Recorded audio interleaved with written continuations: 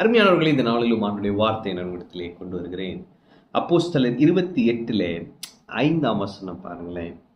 அவன் அந்த பூச்சியை தீயிலே உதறி போட்டு ஒரு தீங்கும் அடையாதிருந்தான்.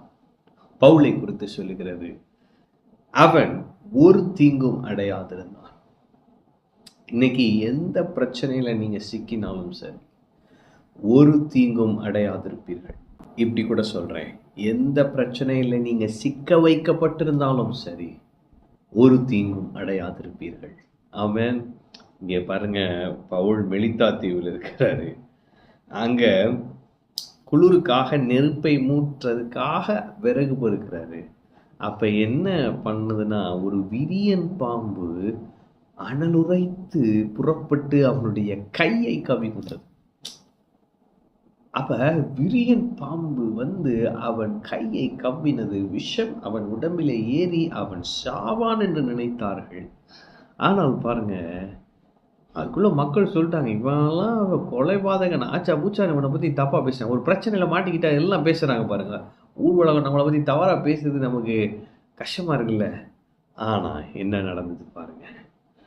அந்த விஷப்பூச்சி அவன் கையிலே தொங்குகிறதை, அது முதல் விரியன் பாம்பா இருந்தது, இப்ப விஷப்பூச்சியா மாறுது. இவன் மேல ஒரு அபிஷேகம் அந்த பிரச்சனையின் தன்மையவே மாத்திட்டு இருக்கு பாருங்க. கடைசி அந்த பூச்சியை தீயிலே உதறி போட்டானா.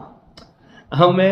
அப்ப நான் சொல்லுகிறேன், நீங்கள் அபிஷேகம் பண்ணப்பட்டவர்கள், அபிஷேகத்தினால் நிறைந்தவர்களாக இருக்கும் பொழுது நீங்கள் அகப்பட்டு கொண்டிருக்கிற பிரச்சனை அப்படியே அந்த அபிஷேகம் ஒன்றும் இல்லாம பண்ணிடும். நீங்க ஒரு தீங்கும் அடையாதிருப்பீர்கள். ஆமென். நீங்க ஒரு தீங்கும் அடைவதில்லை இயேசுவின் நாமத்தினாலே. அது மாத்திரமல்ல, அடுத்த வசனம் போட்டிருக்கு, 6வது வசனம்.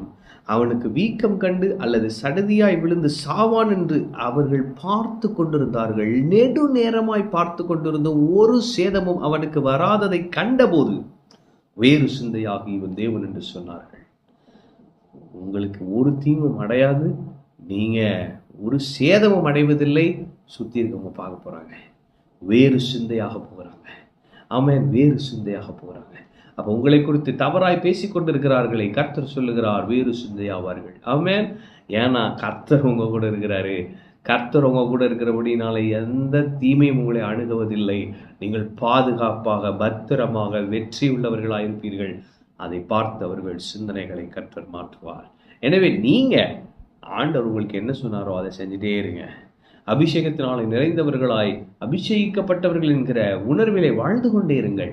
தேவன் பெரிய காரியங்களை செய்வார். ஒன்றும் உங்களை சேதப்படுத்துவதில்லை. ஆமென். கர்த்தர் உங்களோடு இருக்கிறார். கர்த்தர் உங்களை ஆசீர்வதிப்பார்.